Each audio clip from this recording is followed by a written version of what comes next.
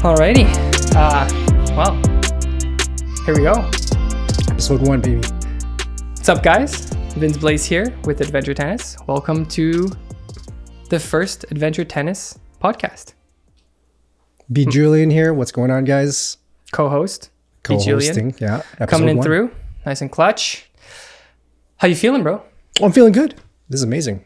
We're finally here. There you go. We've been thinking about this podcast for a while. Technically when this airs, this is Happy New Year. So Happy New Year. Happy New Year. Happy New Year to all you guys who are listening or watching. However you guys are watching this on YouTube or on Spotify or whatever medium. Man, let's just talk real quick. I know it's off the script here, but let's talk about 2023. What happened in 2023? What do you feel? It was a blur, dude. Holy smokes. It went by quick, eh? Yeah. Yeah. It's unreal because, again, we've only been doing this for like 6 months. You weren't even on board on the wasn't first even video. on board. Yeah. That's crazy. Yeah. Everything was just so preliminary. Everything was just so rough draft and just quickly how everything evolves. Yeah. Crazy. We're here, though. Yeah, we are here. Yeah. Start from the bottom. Still at the bottom. But yeah, it was a crazy year. I'm really grateful to be able to like have dived into like this world of tennis. I think that like there are so many people that are commenting and interacting with us online, and you know, I feel super unqualified sometimes when I'm answering these people, but I think it's just really rewarding people to connect more with like the tennis community, because all I know is Tuxedo Tennis Club. Yeah. You know what I mean? Like that's all I know, and like the people in Winnipeg, and even through us making videos and stuff like that, we've been able to connect with more people here, which is sick. That's the most rewarding thing, to be honest. Yeah. So shout out to everyone who's like participating, engaging, and like, you know, even the people from Winnipeg here, 2 average dudes here. This is really cool. This is actually a really cool experience. But yeah, back to the main topic of today. We got a huge year coming up. We've got a huge year. 2024 is going to be amazing. I think that, you know, there's a lot of positives and a lot of like sort of like what's going to happen type of scenarios in the tennis world, especially. But let's talk about the elephant in the room. Djokovic. Novak Djokovic. The GOAT, should we say? We'll leave it up to the viewer who the GOAT is, right? Oh, yeah. What do you guys think about who's the GOAT? Is Novak the GOAT? What do you think? Are you asking me? Yeah. Oh, I'm ready to dive in. I think he's the GOAT, Vince. You think he's the GOAT? Why? I think he's the GOAT, bro. Grand Slams. Okay. I could dive in more, Vince. Yeah. I mean, on paper, he's the GOAT. Yeah. Like stats, in most, you know, it's funny because like the ATP and like the Tennis TV, they push stats that are like very particular to Rafa to be like, oh, records that will never be beaten by someone else, like most Grand Slams one-on-one service. Yeah, and like the more specific you get, other people will beat Novak in certain areas, but I think like just in general, like when you look at success in terms of a career as a professional tennis player, unfortunate. Well, I'm saying unfortunate. Fanboy. Okay, fanboy. You already know who's okay. Yeah, I obviously I'm a huge fan of Rogers and Rafa as well. I don't want to say unfortunately, but like it's sort of undeniably he is the GOAT. And it's unreal. That's unreal. Fun fact, Rafa's actually the one that got me into watching tennis. True, same. Like yourself. Yep. But when Novak came along and started beating, it was hard to accept. He's beating my idols. What the hell? Why is he beating Roger, beating Rafa? Man, but you've been a fan of Novak for like the last two years. Last 2 or 3 years now. Yeah. And that's just because like how you touched on records. Yeah. He's shattering, not necessarily shattering, but he's breaking records, setting records. Yeah.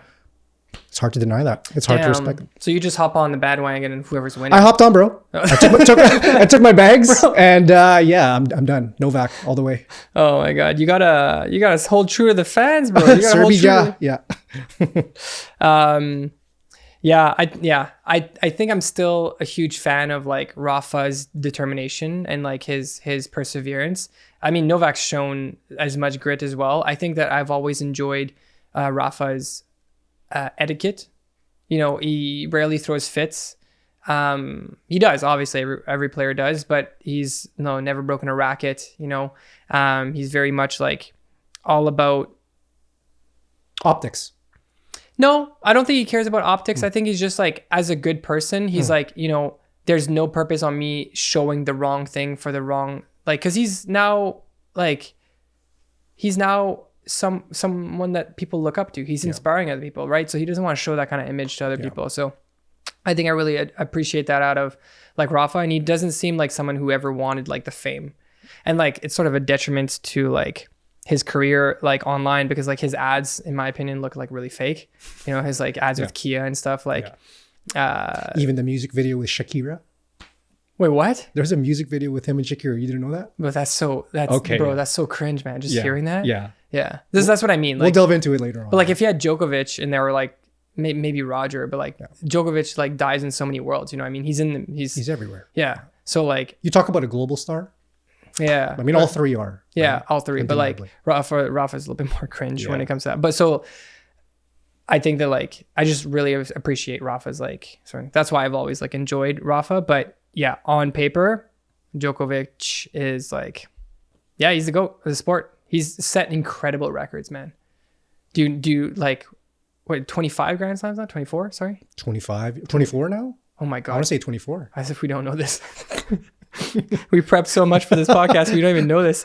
But yeah, oh man, I have to look this up right now. Look it up right now. No, 24. So yeah, 24. So yeah, he's like ahead of everyone else right now, which is insane. 24 Grand Slams. Think about it. People don't win. There are people who don't win a single Grand Slam in their career, and they've won 24. Yeah. That's insane, bro. We're going to fangirl Djokovic right now. But when in the greater scope of things, Rafa's not too far behind. I know he's getting later in his age. He's at 22, I think. 22? Damn, my bad. Then Roger is at 20. So yeah, if you think about it, it's only 2 Grand Slams. Yeah, only 2. That's what I mean, bro. We're talking about like a Grand Slam. Yeah. 5 sets, like 5 rounds, 4 or 5 rounds. That's insane, man. And again, anything can happen, right? We'll dive into a couple of like up and coming players later on, but like, it's not an easy job. Oh. Like, it's not like he's going in there and like waltzing and beating everyone. Like, he's winning in the 5th sets most of the time, right? So, and given his age as well too. Exactly, yeah. Which is very admirable. You know, like he's really dedicated. People who joke around who are like, "Oh, I'm going to play forever," you know, they're imitating, and you see that online. But yeah, he's dedicated his entire life. You know. No, that accent is just kind of like, okay. It was just hilarious. I can't make the Djokovic accent, but you know, he's like gone like almost full vegan diet. You know, he's like really stretching. He's doing what I like about Djokovic. He also does like a lot of other sports. Like you see him doing samba, you see him doing volleyball, and he's not like incompetent. Like he's like actually trying to learn these, right? While other players like mainly they'll just like mess around kind of thing.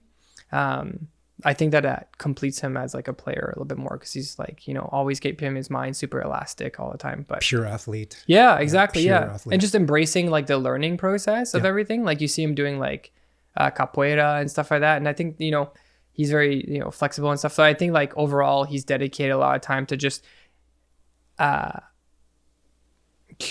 or not curating. How would you say that? Like very like refining like his body and mind all through. So I think that's pretty cool. I really admire that of Djokovic. Yeah.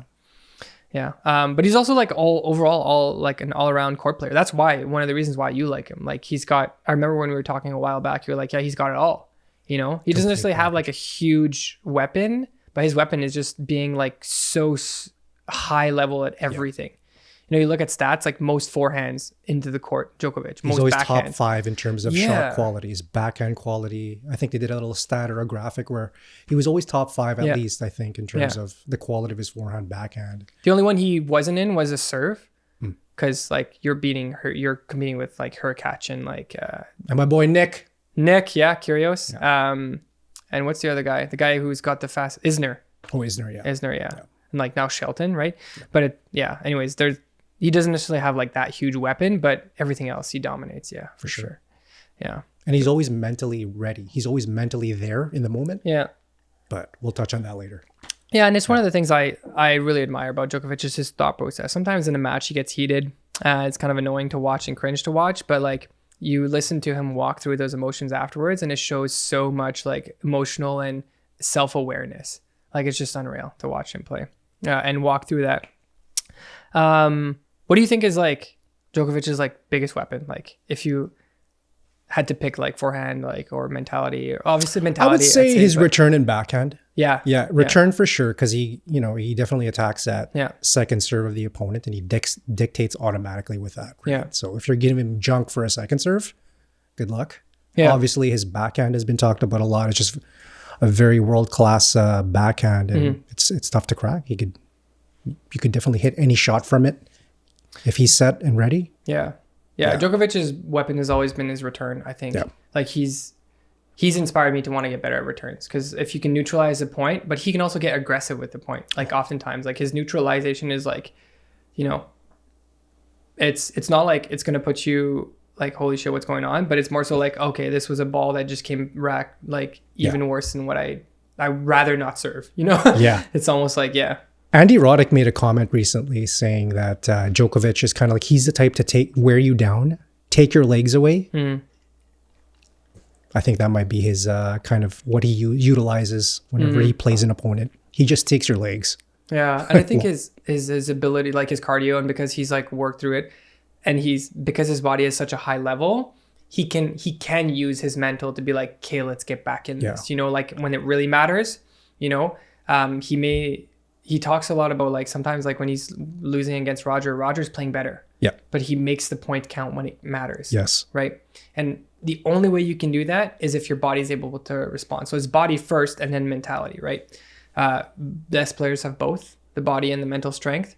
But I think that like a lot of players, like they don't realize the amount of like actual work he's putting his body through, like inside what he's digesting, but also what he's doing and also his mind. So it's crazy. Yeah. I think that's why he's able to sustain that level really high. It makes you wonder in the mind of a champion like Novak, like when it's getting down to the nitty gritty and you want to go to the trenches. Hey, I'll meet you there. I've been here. I've done that. You want to get gritty? You want to get all mental about it? Let's go. I'll take you there. Yeah. Because I know this. Yeah. And I think that like that, it shows like, for example, when you've had some success, it's easier to be like, okay, I can do this. Like for example, when we had some success with Adventure Tennis on the YouTube channel, right? It's easier to be like, hey, we can do this, right? You can do this. You can, especially when I won a tournament, in judo, when I used to play, like, oh, I've played, I can play here. I can play here. When you have that reassurance, 24 Grand Slams, very easy to like, not very easy, but it's probably a lot more accessible for him to be like, come on, you've been here countless amount of times. You can push through one more time. Yep. Yeah. That's a huge advantage. Because imagine all the other players didn't have like those wins, but like had that mentality, that reassurance. I wonder how much tougher the competition would be. Patrick had a recent video about thinking about these juniors simply just not believing they could beat any of the big three. I'm sure you've seen the clip. Yeah. But guys, with rumblings and the talks that he's having with these young players, they don't believe that they could beat those three in a Grand Slam in a 5-setter. Yeah. But hey, prove us wrong. This is what the podcast is all about. Let's see. Yeah. But I think it's also like, we're going on a huge tangent right now, but I think that like one of the things that I've always, in judo, it was tough for me to build that mentality. because I knew the players. I knew who I was fighting. So I used to compete, for everyone who doesn't know, I used to compete at a high performance level. In judo, I used to train, I was training like 2-3 times, sometimes a day, sorry. I've trained in Japan, I've competed in Portugal and Germany, all across Canada. But in that time, I knew the players. I knew who the big shots were. I knew who were strong, and it would get to my head. And so when I started playing tennis, I was like, everyone was better than me. So like I was always the underdog. But it's also been like, I don't care if you're good. I'm going to do everything I can. And I told you the other day, when I play against better players, I elevate my game. Like my game just goes up because I'm like, I need to bring it up to that level. And I remember last year or this year when we played the Tuxedo Open with I was playing with Lennox. Yeah. I just kept on telling, I'm like, Lennox would be there like, oh man, we got no chance. Like, I'm like, I don't give a shit, man. We're gonna play. They're gonna remember us, and I don't care if we win or not, but we're gonna play. And we almost won one of our matches, right? Even against Marcello and Lewis. Yeah, we didn't stand a chance because it was our first time playing, but like we made way more damage than we should have. But it's all because we're here. It's all because I'm like, I don't care who you are.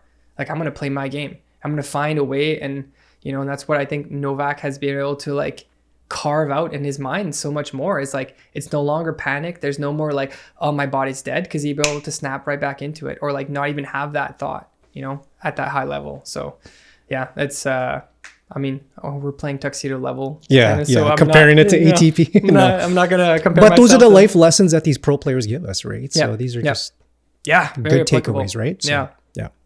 yeah. Let's go over a little bit of what impact Djokovic has had on the industry and sort of like the tennis world. Because I think that like that's a really relevant conversation, because like if you were to determine who's the GOAT, yeah, on paper Djokovic is a GOAT, but has Rafa or Roger had a bigger impact on the tennis world overall? I would argue that there are probably more people who are coming to play tennis and switching to a one-handed backhand thanks to our friend Roger, right? There's a lot of people. We both came from Rafa, right? So it's interesting because like what makes a healthy a tennis world community is not just the players, but it's the impact that they have. And Right. hence influencers, hence Absolutely. why we're doing what we're doing. Yeah. But you know what I mean? Like it's also the reach. So what do you think? What do you think about that? What are some of the things, accolades he's done, or yeah? I think in his philanthropy, or he's just maybe not that word, but I guess he's fighting for ATP players' compensation. I know a lot of the lower ranking players are not making that much. Yeah. So I think he's trying to bridge the gap between higher ranked players and lower ranked players to make sure it's like simple things like travel expenses, staying at a hotel. Yeah. I don't know if that's actually the key criteria, but it seems like that would eat up a bulk of ATP players, monetary. Costs, yeah. So. Yeah. No, it's kind of rough to see this stuff online where they're like, oh, I made 15K this year and spent 25. And I'm like, how? You're at a deficit. You know, it's kind of crazy to think about like how difficult that is, because like they're comparing it to like, you know, if they were playing in the NFL, they'd be balling, you know, at their level. So yeah, he's been very pushing for like, you know, supporting the below top 100 ATP players. Yeah. And I think life after tennis as well too. I don't think they get paid pension. Sorry, we may have done more research on it, right? So yeah, because unless you're Novak and you're winning 24 Grand Slams, you're good. You're good. You're but good. most of the other players are struggling. He has like influenced like other players like children and stuff like that too. Like obviously his records and stuff like that, but like I don't know if he's as involved with like kids, because like Rafa has his own academy, right? So he's like helping develop players, and he's like often playing there. He trains out of there, right? So I think he has his foundation. I'm not too sure about it. Okay. But, it's something definitely worth looking to see if he does do that. But I know it's not really made public. Yeah. I guess in the type of where we are in the world. But I know Rafa has his. Does he have that children's foundation where he gives like the academy? Academy? He has academy. Yeah. And I think like kids like who are like qualified to go there, I don't want to speak out of turn, but they probably pay less or don't pay a lot. Okay. Like he's really trying to help develop using so that's sick. And I think that like that pushes it just pushes the world better in a better place for tennis. Makes it more competitive, but gives opportunities for kids to like have a high level, because you know we know a couple of kids that like could benefit from, you know, tennis is expensive, man. So like there's a lot of kids that would benefit from like some support financially. Here we are, and I don't even know if I want to purchase a new membership. Yeah, literally. Yo, memberships. Take my money. Yeah. No kidding. Unreal. But yeah, Djokovic has been like really influential, I'd say, overall in the tennis world, of course. But there's also like a lot of controversy around who he is as a player. Like, you know, a lot of people shit on Djokovic. They do. Yeah. I personally also don't necessarily always enjoy watching him because of his attitude on the court and some of the things he's done. Antics. Antics. Yo, what are your thoughts on that? I mean, the fact that people go out of the way to, and I know I'm going to sound like I'm defending him all the time. Obviously, I'm a fan of him. I respect him. People go on YouTube and compile top 10 racket smashes or top 10 heated moments, which I cringe at because it's not fair to the player. Yeah. And it doesn't really cover the context of what the situation is. But I guess that's my take. I feel like he gets the shorter end of the stick for sure in terms of public eye.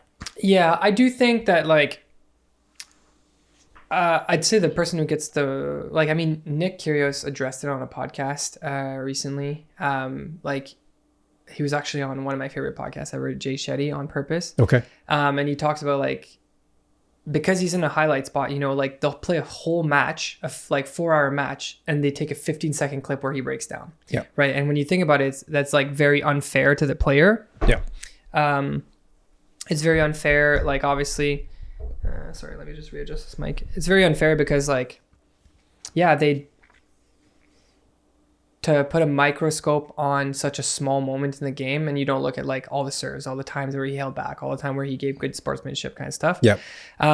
You know, I think that like when you are at the top, you're under scrutiny, right? And the media loves things that pop off, right? The things that like will go viral, and things that stand out from the norm. And they love a villain, you know, because then they can make people like Rafa and Roger look great. But Rafa and Roger have had their when they're screaming and yelling, right? Rogers had a ton, right? You just don't see it as much because people idolize him so much. But like, yeah, he's had a ton. And I'm not saying it's not justified. I'm just saying like, it's easier to not show that because like you have someone else to pick on, like Nick, right? Yeah. Or Djokovic, right? But I do think some of his like lashing out is a little bit extra sometimes, you know, and it's like Creatina, you know, when he's yelling, he's telling his coach to get off the court. Yeah. He does what he needs to do to win, which is great, but like that's something you're just personally not a fan of, and something you'd show a fan trying to get into tennis. Yeah, I mean, like, I don't think anyone would watch that and be like, yeah, I want to play tennis. You know what I mean? Like, that's not something they want to see. Obviously, I don't know the context. Maybe, like, their coach was supposed to bring their creatine, like, hours ago or something. Failed to do that. I would argue, why the heck are you relying on a coach to get a creatine? You have 2 bags that you bring on court, man. You know what I mean? So you don't really need that. But, again, I don't know the context, so I can't really judge it. But it does paint a little bit of an uglier picture on the player himself, I'd have to say, yeah, for me. Yeah. And there's like a lot of times where like, what I do appreciate is he comes back after and everyone gruels him about it, like in the post interviews, whatever. They're like, why did you break down? Why did you break down? And like I think he has a good process and like a good self-awareness of why. And like, he explains it very well. And he's just someone who's very thoughtful. Like not thoughtful and like thinking about other people, but like thinks a lot. He thinks about like, he's able to reflect, and I really admire about that. I really admire that about Novak, is like his thought process and him breaking down a lot of his own feelings and some things about the sport is unreal. Like he's probably the person I love listening to the most out of all tennis. Yeah. Australian Open 2022. Bro, that's a microscope. That's a microscope. So, or macro lens. Speaking of controversy, right? So that would be the one. If you were to stain his career, or if you try to attempt to. Yeah. Not wanting to be vaccinated, coming into Australia. I think he was in quarantine or lockdown of some sort upon arriving, and they're trying to figure out whether he's allowed to play or not. Gets deported because he's unvaxxed. What's your thoughts?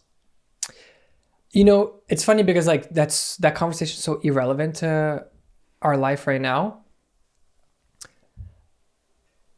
Without trying to pick sides here or like get politically correct or incorrect or whatever, I think that like where my values lie is I was willing to put aside my own personal health for the well-being of the population, you know, and even with the lack of research that was on the actual vaccine and whatever, some people don't believe in vaccines at all. Oh man, that's such a tough question. I don't even know how to answer that. I'd say like I don't really care. I got vaccinated because my mom's elderly and I wanted to be able to make sure I could see her and spend time with her and blah, blah, blah. But like, you know, I never judged people who didn't. Yep. Obviously, sometimes I felt like a little bit like not endangered. I was like, okay, you can kind of keep your space, whatever. We have a close friend who wasn't vaccinated either. Doesn't bother me.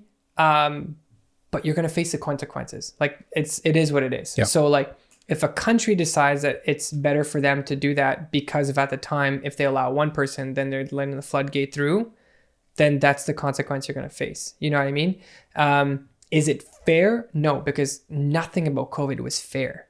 Nothing about it was fair. You know what I mean? Like there are people who lost their livelihoods. Yeah. Right. So like nothing about it is fair. And there are people who actually, could be endangered by taking the vaccine. I don't think Novak was in that position. He stayed to his values and principles and what he thought. I also admire that because like you know, he stuck it through. And I remember listening to the podcast at the time, like, or the interview, would you ruin your career, you know, if this, and he said yes. And I'm like, oh not be the record. Yeah. We want to sacrifice not winning Grand Slams due to your decision or your, what you think is right for your body. And he said yes. That's insane, man. Yeah. Like, you got to be somewhat delusional or like somewhat like, you know, messed up to have that kind of like, bro, it's your career. I think he's just so locked in. Those are his principles. Those are his values. Yeah. And no one could hate him for that. Yeah. Right? It's just unfortunate that it happened during that time. Obviously, Australian Open, he dominates there. And the fact that he didn't get to play there kind of hurts the tennis world, right? But hey, 2023 came back and wins the tournament. I would have retired right there. I think that, it's true.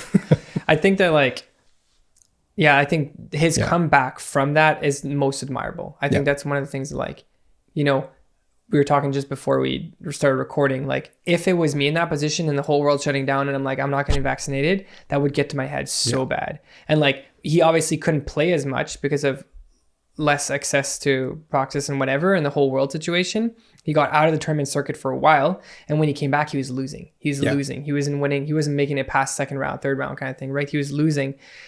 And that would have just gotten to me. And I was like, in my head, I'm like, oh, Novak's done. But no, he came back, man. I think that's one of the most greatest achievements in sports. Yeah. I think that doesn't get talked about enough. Yeah. Coming back, you're deported, coming back, wins the tournament. Yeah. You could easily walk away from there. I know, keep touching on that, but it seems like it's just like a hallmark moment if you're a player and if you're him. Yeah. Right? And not just any tournament, like a Grand Slam. You know what I mean? Yeah. And he's number one. 2023 is number one. You know, he's the number one player of the year. That's insane. Yeah. Thinking about like last year, you couldn't play. Like, that's insane. That's crazy. So yeah, definitely something I would have to admire about Djokovic. You got to give him his flowers for that one. Yeah, definitely. And you know, like, Djokovic, I'd love to have him on. Like, he's the kind of person I'd love to talk with him. Yeah. You know, even though I may not agree with everything that he does, which I don't think I should. With anybody, I'd love to just talk with him. So if you want to come on the podcast, Djokovic, holla at your boys. We'll come and fly and take some photos and videos. Yeah. But yeah, damn. All right.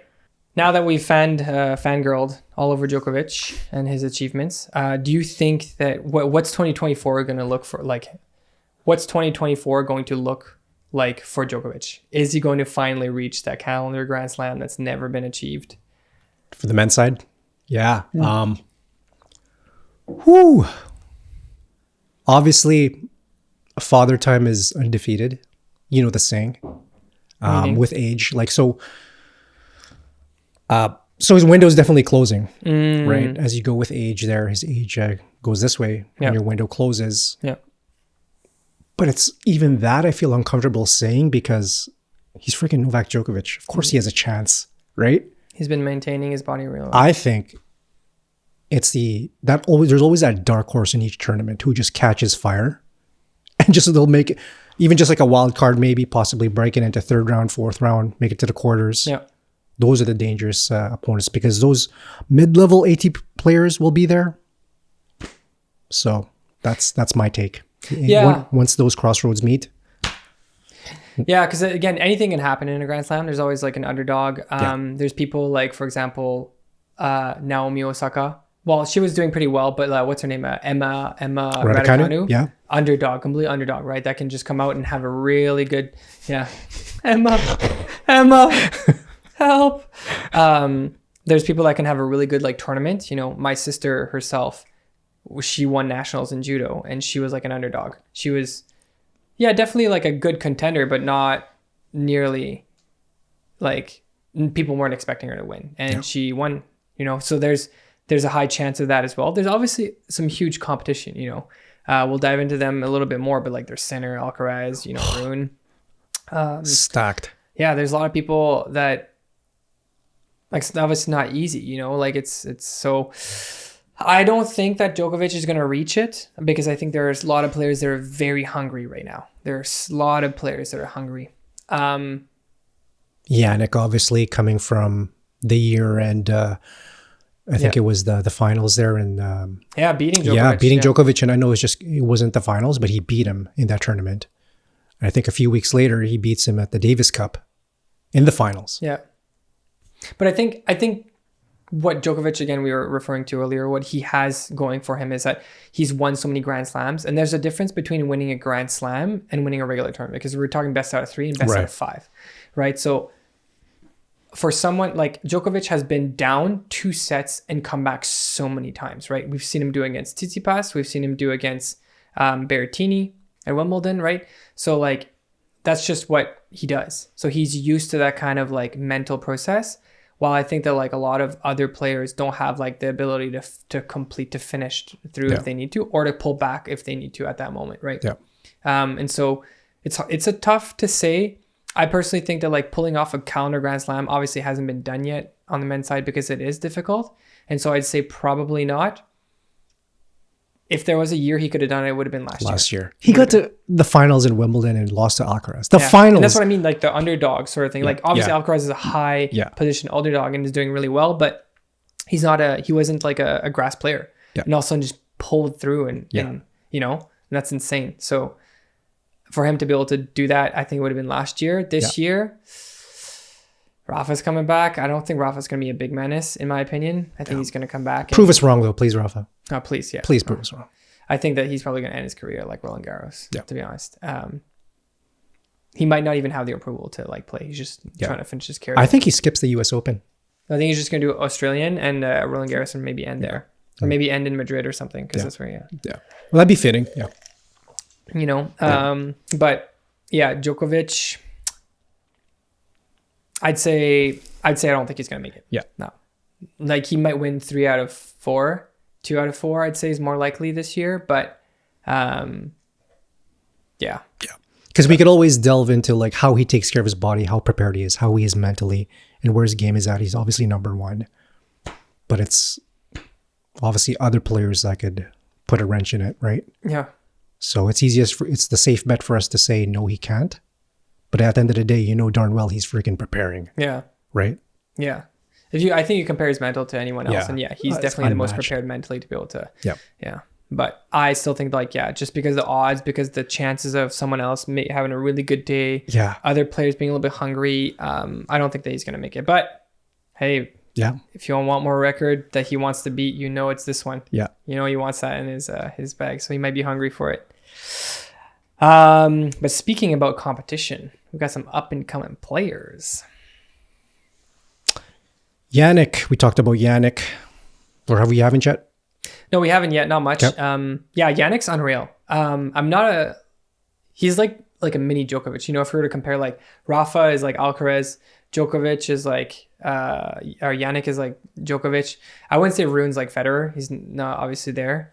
But fun fact. Yeah. His coaches actually trained or kind of developed him to model his game like Djokovic. Yannick? I forgot where I read that or watched that. Shit. Yeah, because it's in my brain. Obviously, I watched it somewhere. Okay. I'd like to find the source of that and just kind of reference that later. But yeah, they actually modeled his whole game after Djokovic. He does have a lot of similarities for sure. Yeah, especially his forehand. Yeah, it's very similar to Djokovic's. Speaking of, well, I guess he has like the same racket too, or almost. Speaking of the racket, if you guys want to see our racket review, we just reviewed the 2022 version of the Headspeed MP. Hopefully we'll get our hands on the new one, but you guys can definitely check that out. Cliff notes, what did you think about the racket? I struggled with it, to be honest. I know you'll differ from it, but I just had trouble on the serve with it. Ground strokes, I was okay. Backhand was pretty steady. Volleys, not too well.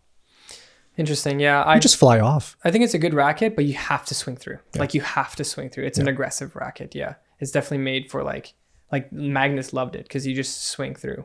I think it was very close to a Clash, to be honest. And like Magnus plays with Clash. I hated the Clash. Or not Clash, sorry. Blade. Magnus plays with the Blade. It's very similar to the Blade. But I mean, I think it's a good racket if you're really aggressive. We still have a lot to work on in terms of technique. So anyways, back to Jannik Sinner. So modeling like Novak. Yeah, I also think like his mental is really good. He seems to be like someone who's like not too affected up and down about like results and stuff. So he's playing really well right now. Yep. A lot of media talking about it. I wouldn't even say he's an up and coming player. We say that only because it's the competition, and right. Because we're comparing he's so to established. Rafa. It's crazy. Like, I think he could probably win any Grand Slam, to be honest. I don't know about Clay. But we'll see. Not too many records in Clay. He's definitely a good hardcore player. Player. He's a bad boy. Yeah. But I think that, again, developing a little bit more plethora, adding more plethora to his arsenal of like being able to apply what he knows on different courts might elevate his game and his chances of winning for sure. Carlos Alcaraz. I was a huge fan of Alcaraz when he was winning. And not just because he was winning, because he really mimics like the Rafa mentality, very humble, you know? Yeah. I was speaking to some Spanish people and they were like not too much fans of him. Really? Yeah, because like they were saying like he only relies on his coach because like now they're allowing like your coach to like interfere in the game and stuff like that. Less so. And he's always like, what do I do? Apparently, I don't know. I don't watch the games that closely. So, but it is a valid point. Speaking of coaches, he just had a recent. Yeah, I think Juan Carlos Ferrero recently had a surgery, or is about to have surgery. So that's for his knee, arthroscopic surgery. So he won't be able to. From what I'm reading, he's not going to be able to travel with him to Australia. Yeah. For the Grand Slam there, so that's going to be huge. We don't know how that's going to play a factor for the beginning of the year. Yeah. Yeah, it's interesting because like one of the things that I think I learned and developed only towards the end of my judo career was the mental part and not relying on my coach. The year I performed the best was when I didn't have to look at my coach to be like, what am I doing? I knew what I would look from time to time, but mainly then my coach would just be like, you know, give you that look. Yeah. It would be like, oh, pull more on the sleeve or whatever, like the judo terminology. Yeah. But like, I didn't really rely on it. And I think, speaking of the same people I was talking to about Carlos, the reason why Djokovic, Nadal, and Roger are so good is because they don't rely on the coaches. They can make that. They can quick analyze, adjustment. Yeah. And it's really cool to watch them. Like for example, during the Laver Cup, they're like talking. They're walking through like, oh, he's push on the backhand, do this. You can listen to that talk. It's really cool to see how they're like really analyzing the game, but. Yeah. I love that, by the way. Yeah. I love that. All that background talk and just the coaching that's allowed in the Lever Cup. Yeah. They recently did that with UTS. Yeah. Yeah. Or I think they do that with UTS, but there's a lot of behind the scenes that like, I think what the tennis world needs, because it's just so kind of a prim and proper sport. We need more of that. People love that. But I love that. And when I to this day, like in judo, we're like yelling. We're like yelling, we're like this very intense atmosphere. And I love like being able to coach. Like, or having a coach, like I love the atmosphere. I'd rather like it be like super aggressive than like, oh, clean and proper. It's no longer that, shake my hand. There you go. Yeah. Good match. Good. It's, I think like there needs to be more intensity. And I think that like if we allow that, because like even if your coach is there, then it favors the people who have a better coach and who are paying more for sure. But in the end, it's also the athlete. I don't know. That's a little bit of a debate. I don't know if I could really comment on, because money's involved. If you're paying for Serena's coach, or if you're paying for like a coach from Manitoba, no shame against the Manitoba, but there's a different scale obviously, then your chances are higher to win with that. But I don't know, I just feel like there should be more allowed. I love screaming into the matches. I'm always like, yeah. So I just want to cap off Carlos Alcaraz. Yeah. Can he put a wrench in Novak Djokovic's attempt at a calendar slam? He did last year. Again, in 2024. Mm-hmm. Of course he can. I think he can, yeah. Carlos isn't done. He hasn't ended the year well, but he started it really well, So I'd say, he goes for it, eh? Just the way he plays. He's just aggressive on everything. For it, yeah. Everything. He's not scared of anything, I think that like his loss against Novak that one time when he was crying off the court after really got to him. But was that the one in Cincinnati? I think it was a hardcore final in the States there. Yeah. And he was really hoping to win. Yeah. But greatest match of all time. That was sick. Not all time, sorry. Not all time. Australian Open, Roger and Novak back in 2000 something. When they went 5 sets. It was like the longest. Open 2019. Yeah, was it? Roger and Rafa, bro, the final. I'm going to have to look that up. Yeah. I'm sure I saw Roger's last Grand Slam, man. Roger won? Yeah. It's crazy. I remember that last point like nothing. Yeah. And then there's some, anyways. Holger Rune. Yeah. What do you think about him? Wasn't Patrick coaching him midway or early last year? Yeah. And he's made the switch up to recently with Boris Becker. Yeah. Who's a legend, obviously. Rogers' old coach. Rogers' old coach now is, I forgot his name here. We got to shout him out, of course. We got to mention him. I'm going to butcher this name, but Severin Luthi. Yeah.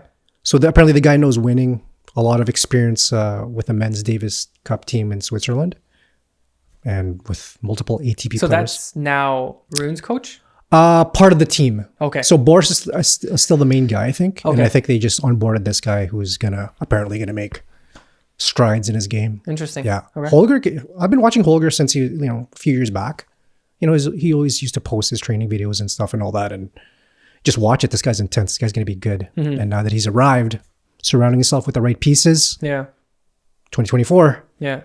Yeah. he can do some damage. Yeah. Him and Alcaraz are very I'd say similar in terms of they're obviously they play with a similar racket. I'd say their style is very similar. Alcaraz is a little bit more aggressive, I'd say, more comfortable on the court, more mature. But Holger Rune's very aggressive. Yeah. I don't like his tantrums. I think he's calmed down a little bit more, and some of them are actually justified when you actually look at it. You're like, well, why isn't the ref saying something? Yeah. But yeah, I think overall he's a very athletic player. He's unreal, mental. Yeah. Tennis is a mental sport. Does he have it? I personally don't think so. Okay. Yeah, he can win a Cincinnati, or he can win a Madrid maybe. Yeah. Is he gonna win a Grand Slam? I don't think so. I think he could win a Grand Slam. I don't think so. Yeah. On a hard court, indoor. Are there any indoor hard courts if they close? Maybe I think he could win US Open. Kind of a longer court on hard court. Yeah, that's yeah. I think he still has to mature mentally. I think that when you're seeing, Yannick win, it's a very different atmosphere. Touch on that. What does he have to mature? Because you mentioned the antics. I think that Holger still looks a lot to the crowd. He's always always trying to hype up. He's trying to look maybe good online. I don't know. Again, I don't know him personally. That's just my feeling that I get when I watch him. Obviously he's a great player. I'm not saying awesome whatever. Player. I'd probably be doing the same thing, but that's what I mean. I'm not a mature player either when it comes to looking back. I think that I feel for him, it's more so very in the moment of what his gameplay is, rather than Djokovic is more the journey of the match. Djokovic is mapping out the match and the points, and while Holger Rune is just he wears his emotions on his sleeve, right? And yeah. But it's more it's a flow of reactive and intuitive in the moment. But Djokovic is there, and Roger is his crafting of the point was unreal, right? He could really okay, backhand. You see it so many times at one point, backhand, even worse backhand, straight backhand down the line. It's very simple, but to do that in the match. Oh, you mean crafting points together? Yeah. Okay, hanging in the rally, staying in it. Yeah. And being okay, I'm just gonna work this guy. I may not be able to win this set, but I'm just gonna make him grind so that he loses his he's tired on his legs. So the next set I can win, and that's something Djokovic might have in his head. I feel he's got those plans, I get you. Yeah, the long term, as opposed to Rune and Alcaraz are just I'm going to play aggressive. I'm going to blast this one. I'm going to blast. Okay. So they're a little more cerebral in their game. I feel they don't know how to take a step back or play in a smart way to just hey, I'm just this set, I'm just going to play his forehand. So all of a sudden in the next set, I'm going to play his backhand, and he won't be able to. He won't have used it as much, so he might make a few more mistakes. I don't know if this is their technique or whatever. I'm just being hypothetical here, but I feel there's no it's very reactive, in the moment. It's a cat. Whatever you they can do quick, they can grab, they can bite, they can jump really high. But can they think long term? It doesn't seem like it. While Djokovic is more of a long term. I feel Yannick's got more of that that long term. When he wins a point, he's yes, come on. Yeah. But he's looking at his coach because it's hey, next step. I think it's too early for me to make a decision whether Rune could win a Grand Slam. I just want to see a first few tournaments that he enters with his team. Yeah, true. And then I could kind of gauge whether I think he could win a Grand Slam in the future. So the first few months for early on in the ATP tour, I think. On the circuit, I think he is key for us to observe whether he's going to win later on. And like I want to see him mature. You know, I want to see him absolutely. grow. Like that's sick. I want more heavy hitters in tennis. Imagine if instead of a big 3, let's say we had a big 10. Yeah. That'd be insane. Yeah. A bunch of killers Yeah. just lined up and just anybody could win, right? So Yeah. that's what it's all about. Yeah, but obviously there's like other people like, you know, like Tsitsipas, there's Medvedev. Oh yeah, Medvedev fell off, man. Fell off, but he's good. He's good. He's awesome, yeah. He'll wear you down. He doesn't go for much winners. That's the play style, right? So like he'll he was force at, you like, to peak in 2021. Oh yeah, he won the US Open. Yeah. Who else is there? Well, he was like finals in Australia and like finals in like Wimbledon. The guy should have like 3-4 Grand Slams by now if it wasn't for like these legends, right? Yeah. It's, I mean, maybe Australia got to him because you just remember that whole upset after like people booing him, whatever. It's tough. It's tough. But yeah, there's like quite a people who are like sort of lingering. They're like volcanoes, eh? Like the right time comes. Yeah. As an analogy, like, clay season's coming up. Casper Ruud. Yeah, exactly. Him on clay. Ruud too, yeah. He's a killer on court. Even on the clay hard court, bro. Hard court, yeah. But I think that's why like it's incredible to watch like Rafa, Roger, and like Djokovic because they've been able to sustain throughout the year. Yeah. Throughout the years. Yeah. That's insane. Like that's very like admirable. Yeah. Sorry, I know it's about Djokovic, but one more guy I want to touch on, one more player. Ben Shelton. A little early? A little early. Yeah, okay. Not mature. Young pup. Aggressive, yeah. Aggressive. He's there though. He's getting there. Yeah, I think he has the team to do it, but I think he comes from like that like high intensity energy, like great UTS player. He's like a Nick Kyrgios. You know what I mean? Like loves the hype. Will maybe win like a Grand Slam here and there, but like needs to these like I don't want to say mature because I don't want to knock him obviously, but I think he just needs to get more experience points under his belt, so to speak. Just enter more tournaments, do some damage, beat some really good players. He's beating great players. But I think that's his natural progression. That's the type of... But you saw his result against like Djokovic. And again,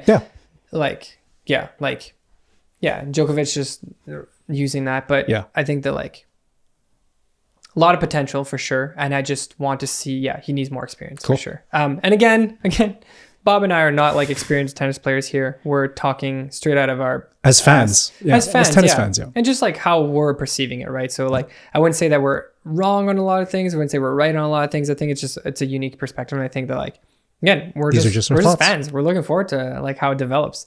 And if we like shit on a player or like, you know... Not necessarily, but just kind of... You know, it's not I guess. Whatever. I like genuinely just want people to get better. If everyone's better, then it's better for the world. But we're just giving our current opinion right now. But you guys can hate us or love us for us. All right. Time to play a little game. Games. I like games. Yeah, let's play a little game. You're playing tennis? Yeah. So, let's go play tennis right now. Play pickleball.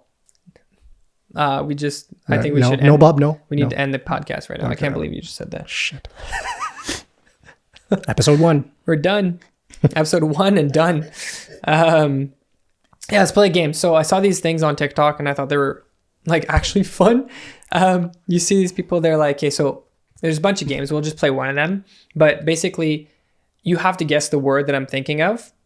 And every time you say a word, it can be absolutely anything. It can be a verb, a thing, like a food, a card, anything. Every time you say something, I'm going to give you a score on how close that is to what I'm about or what I'm thinking about. Okay. So for example, let's say I'm thinking about a coffee cup, or let's say coffee. Okay. And then you say like house, and I'll be, you got coffee in the house. It's gotcha. Whatever. Okay. But it's not too close. So I'd probably say like 40, 50-ish. Yeah. And then you could be like, Christmas tree. And they'll be like, that's probably like a 10, because it's pretty far off from a coffee.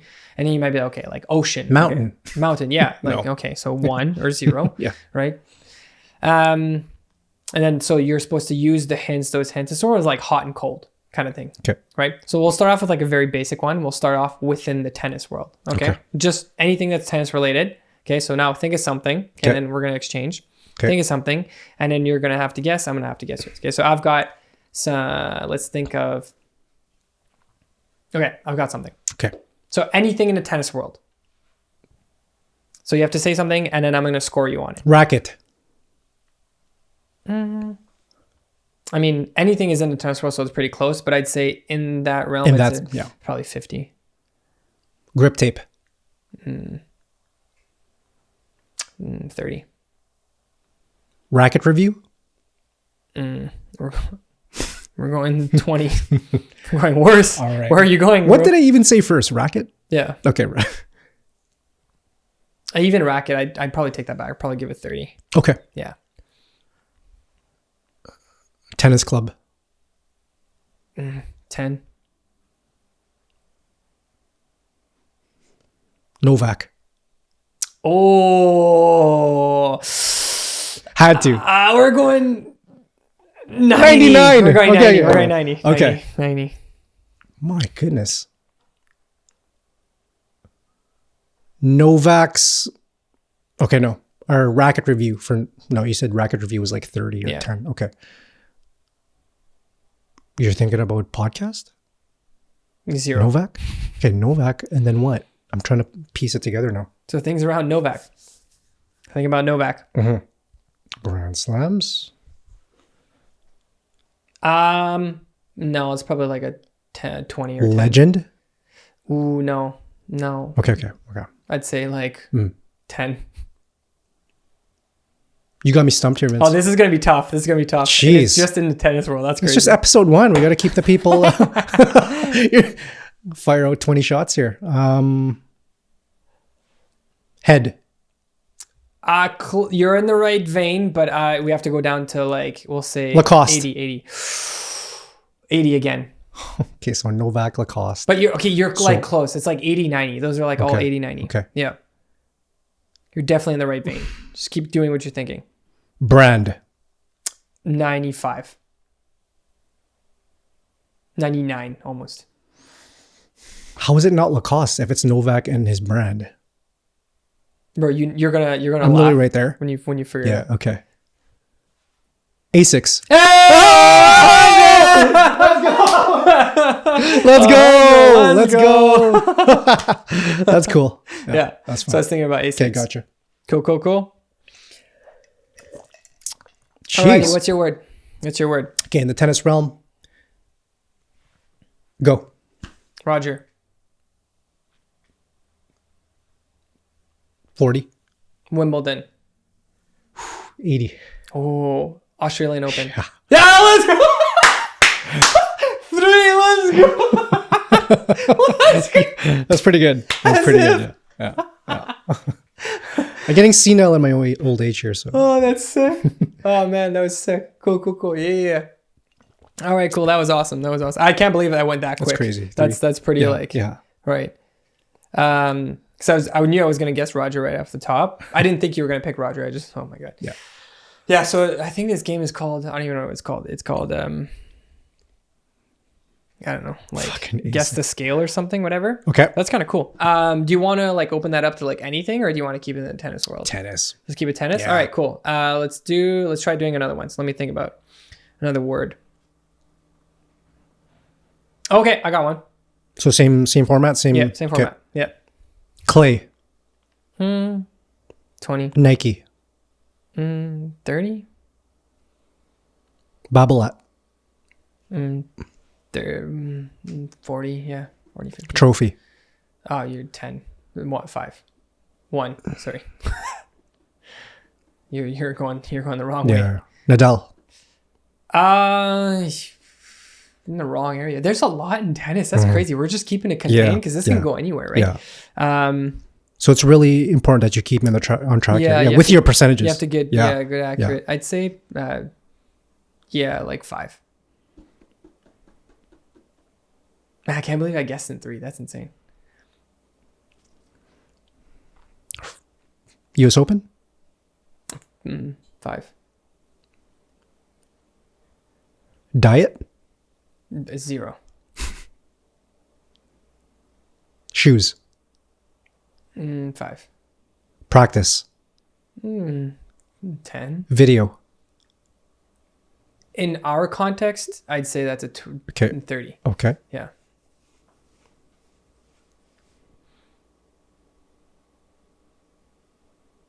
The color green.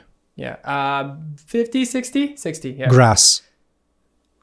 You're Okay. 5-1. So strange. I'm wasting my guesses here. Olympics? 0. 0. Okay. Man, there's so much in the tennis world. That's crazy. Yeah, this is tough. Not practice, not ball. Green. Records? 0.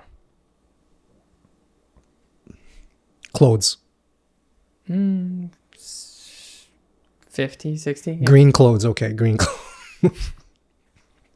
But again, you're not on the mark, right? Yeah, only it's 60. going there. Okay.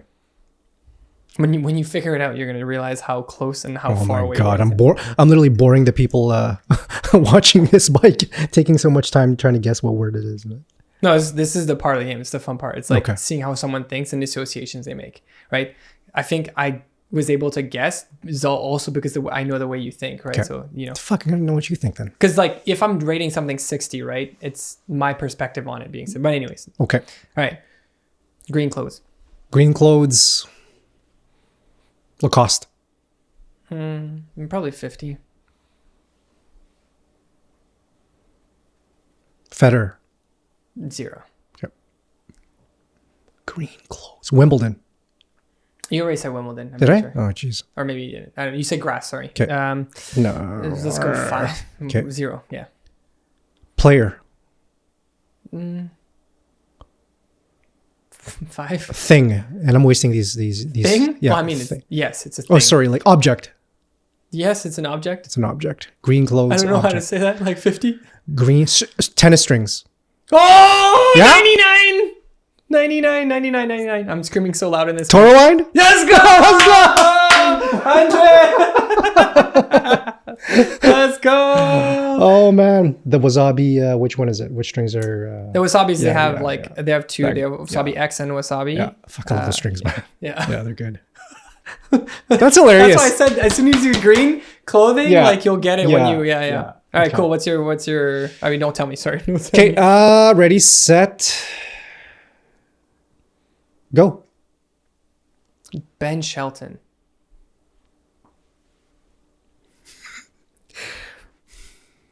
$80. Yannick Sinner. 0. So that's a spectrum right there, right? So if you keep Yeah. pushing the, I don't know. Are you telling me how to run this game? Let's go. Let's go. I taught you to, this game. to get perspective for the viewers there. Yeah. Yeah, but our viewers are smart. They know. Yeah, they know. They probably know more they than know. us. They know. It's crazy how you can watch a TikTok and understand the game within like 3 seconds. It's crazy. Yo next. 30. Oh man. Wait. 50. Serve. 0. Ooh, wow.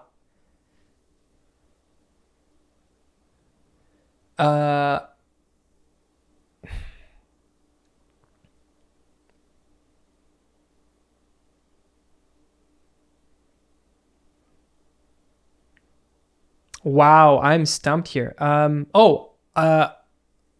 running. Let's go. We gotta work on the handshake. Yeah, I was like, that was on me. I opened up last minute. Yeah. Oh damn. Let's On, go. bro, on. Yeah. Yeah. I'm thinking about what he wore at the US Open, that kind of like pink or whatever it was, purple, pink, Yeah. and black and Yeah, white. I tried to find it That online. was that's kind of cool. Yeah. Like on, shout out. Yeah, but see, this is what I mean. It's cool. I I'd fucking wear that. this is what I mean by knowing who you're playing with. Yeah. Because if you had said Ben Shelton and my word was on, I would have given you a 90. Because Really? because He's literally wearing it. When you think Ben Shelton, okay, what is he You know, wearing? when you Yeah. asked, you said Djokovic, I gave you a 90 Yeah. for Asics. I got to work on my percentages. Anyways. This guy's trying to rig the Yeah. game. But you know what I mean? Like you have to understand the other person's like perspective, because if you just take it on your own, you don't know whatever. And well, obviously you get better at it. But anyways, Cool. that was a fun game, man. That's Fun tough in just the tennis world. Imagine like just anything. How long? Yeah. There's people that do it so quickly. Yeah. Anyways. Yeah. All right. Cool. We should do it in a contest. We should make a contest out of it and just the viewers could participate. Yeah. It'd be Like cool. the weekly word or something, or the daily word, and just whoever gets closer. Free racket. Just kidding. Just Yo, that'd putting be it out there. cool. Yeah. Maybe like through like, maybe we started like a Discord or something, you know, and have people like guess, and you have like one guess or something, or something. Yeah. Obviously, the people who are first starting off, like they won't know. Maybe there's anyways. Anyway, We'll think about it. Yeah. But yeah, let's wrap up this podcast. But before we do, goals for 2024. What are the goals? Let's start with your personal goals, then we'll go with mine, and then we'll go with like AT. Yeah. So when you think goals, obviously I think about my tennis game. Just kind of want to break out of that 3.5 and just kind of be established 4.0 player, 4.5 player. I'm there. Recently finished a league. I lost in the playoffs versus a guy who I beat during the regular season. And I think from there, you know what your mistakes are. His forehand was just on that day, but no excuses. I can't even, I can't pick anything out of it that I could take. I think it was more mentally for me during that match. A lot was on the line, obviously, playoffs, right? So, and you know that league, you've participated in that league as well too. So scheduling is kind of last minute. Yeah. And you really don't know who you're going to play until, 2 or 3 days prior. In your case, I don't want to mention. Anyways, yeah, it's for another day. Call out some people. Yeah, here. but, I just want to keep improving, Vince. Yeah. I think you've seen my game develop over the years. Extremely. Technique-wise, I don't want to touch too much on technique, but I know it's always a part of it. But I just want to improve, continue working, developing my skills. I just want to be dangerous on the court. And I think I'm like you. When I play somebody who's, is obviously a skill level above me, I kind of raise and elevate my game too. And I've beaten some guys that are, from a skill level standpoint, better than me. Yeah. But then at the same time, the next day I'll lose to a guy who's exactly. just pushing and slicing. Yeah. Right. So could you say that working on your mental game would be a priority? I think so. And tactics. A lot of people could attest to that. And people watching this that know me, they're like, yeah, Bob, you need to work.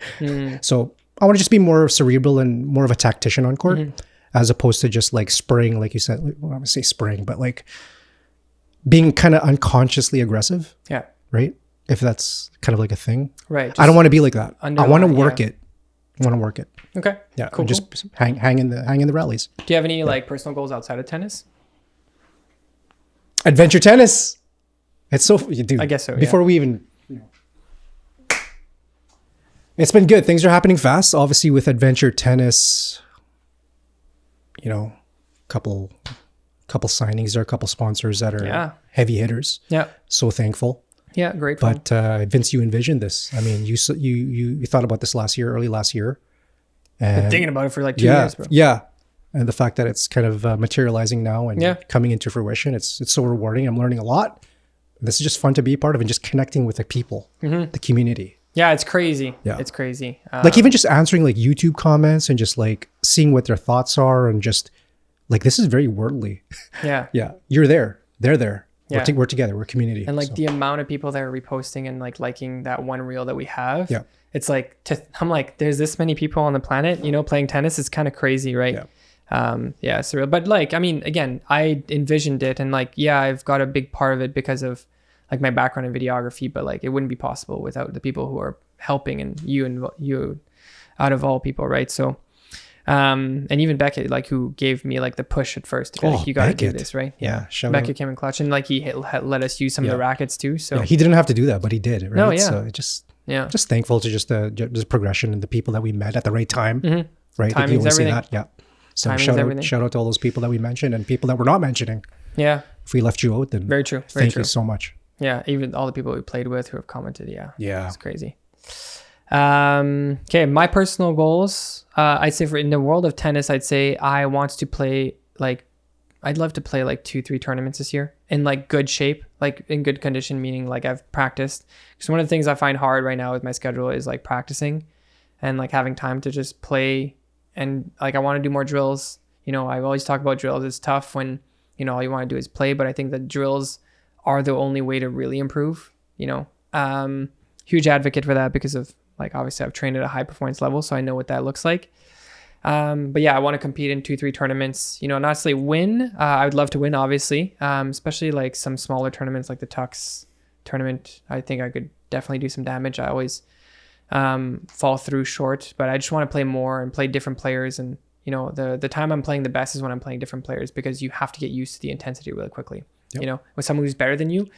I remember one of the times I played in Georgia's league, I was playing like he bumped me up a league because I had won the previous round, and then I was like having to hold my game so hard the whole time, and that's what elevates your game. But it's when you're no longer scared of losing at that point, right? Okay. But in playoffs it becomes a different thing. But yeah.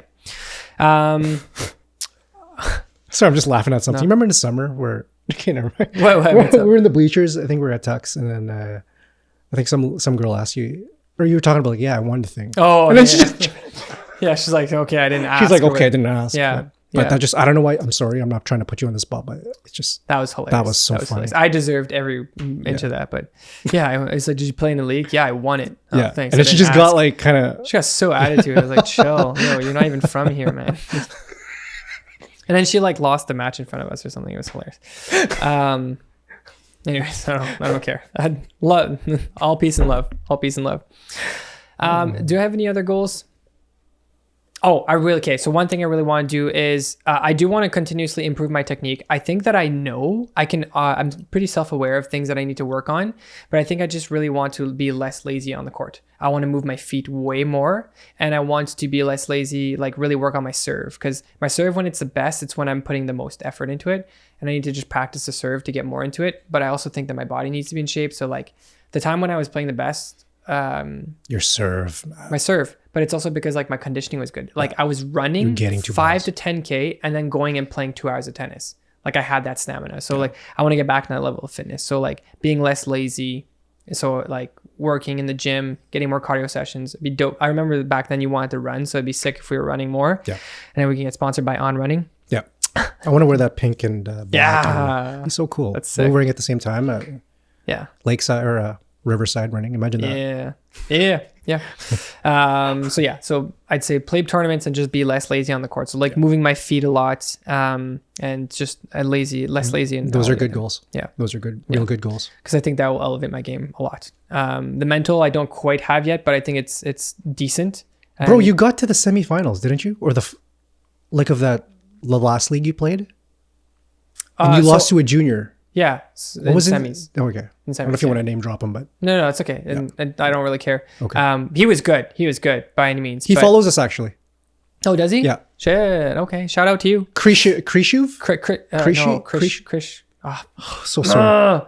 He's a good player. He's a good player. He's a good player. Yeah, for sure. Like I just, again, the context of that game match was just terrible. You were set up very last minute. Yeah. But yeah, it was. I just wish I could have played better against him. You know, I didn't imagine what would happen if you and Nico met in the. That would have been sick in the finals. That would have been sick. Yeah. And that's another like. That's just our club tournament. Oh, sorry, that's just this league. Yeah, this people, league. I know we're kind of. I guess one goal would also be I'd love to like beat Nico. I've never beaten Nico, and he's got the mental resilience to be able to play, I'm like, Ben Shelton versus Djokovic, and Nico is like the Djokovic. You know what I mean? Like he's got the mental, and I think I need to I think my skill needs to increase a little bit more, especially on my backhand, to be able to play well against Nico. But I also think that like if my footwork increases and I'm able to like think more long term, like I was talking about, I'll be able to. Anyways, I don't. Like it's just like he's like so good, so I'd love to beat him. If I can beat Nico, man, I'd be so proud. I'd retire. He's watching this. Yeah, he's probably watching this. Love you, Nico. I want to be Adventure Tennis. What's up? I want to beat Jarek. Jarek? Yeah, we got to beat Jarek, but Jarek doesn't play singles anymore. He does. He's kind of picky choosy. Anyways, let's move on. Yeah, just touching a bad string. Yeah, we're going deep. All right, goals for Adventure Tennis. What do we have lined up without sharing too much here? Yeah, we just want to post content. We want to make more content. We were able to post like 7 or 8 videos last year in 2023. This year we want to post. Our goal is to. I guess we might as well put it out there. We're going to try to post 24 videos this year. It's not a lot. It's still a lot for people who are doing full-time other things. We're going to try to post a lot of content and increase a lot of the traffic that's coming in here, but also provide more value for people. The more we get experience at this, the better we can communicate and share with everyone. Yeah. That's why I love all the comments when you see it on our YouTube channels and the comment section. They're just so involved and they want to see certain things and like simple things like racket comparisons. Yeah.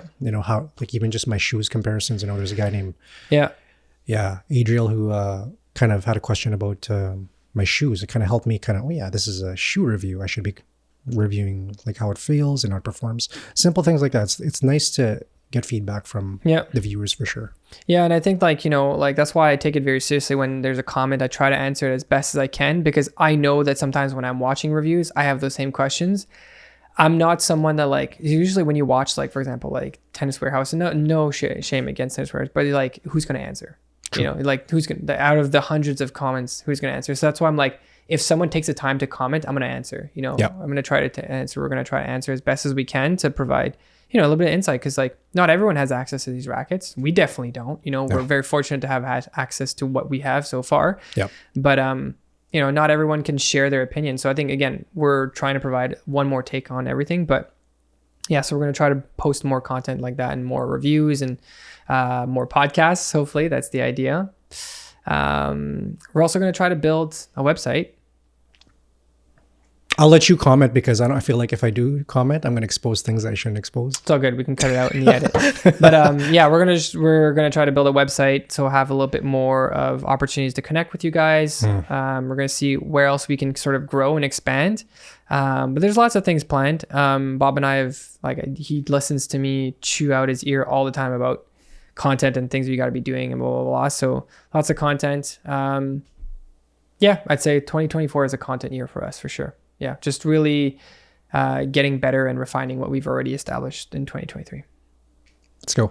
Cool. All right. Well, cheers, bro. Cheers. Thanks for doing this first pod with me. And thank you guys for watching. If you guys have listened to this or watched this on YouTube, thank you guys so much. Hopefully you guys gained some insights. If you guys have some comments on what we talked about with Djokovic, with all the other players, feel free to chime in on the comments. This is our opinion, so we'd love to hear you guys. Your opinion as well. But yeah, that's everything for this episode. If you guys liked it, again, feel free to subscribe. All the links, we've got stuff on socials, everything. So join the community, join the chat, so we have more feedback and more, just more energy. Because like, you know, otherwise we're just talking into the void. But yeah, that's everything for us. So thank you guys so much. See you guys next time. Cheers.